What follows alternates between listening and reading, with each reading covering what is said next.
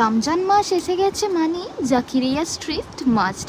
তো তাই ভাবলাম যে চলো আজ একটু জাকিরিয়া স্ট্রিট চলে যাই।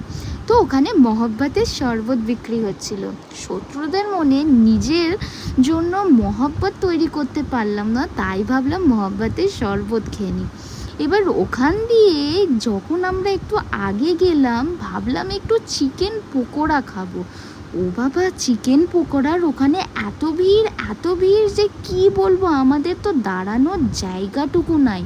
দেখো আমরা ভিড় ঠেলে ঠেলে যাচ্ছি, আর এই সামনে কে একজন স্কুটি ঢুকিয়ে দিয়েছে, সেই স্কুটি বের করার টুকুও জায়গা নেই। তো লাস্টে ভাবলাম যে পরোটা নেবো। উমা, পরোটা নিতে গেলাম তাও বলছে যাও গিয়ে কুপন নিয়ে আসতে। কুপন নেওয়ার পরে আমরা পরোটা নিলাম, তারপরে চিকেন হালিম নেওয়ার পরে আমরা ঘরে চলে এলাম। ওভারঅল এক্সপিরিয়েন্স খুবই ভালো ছিল, কিন্তু অনেকটা ভিড় ছিল, তো তাই আমাদের একটু অসুবিধা হয়েছে খাওয়া দাওয়া কিনতে।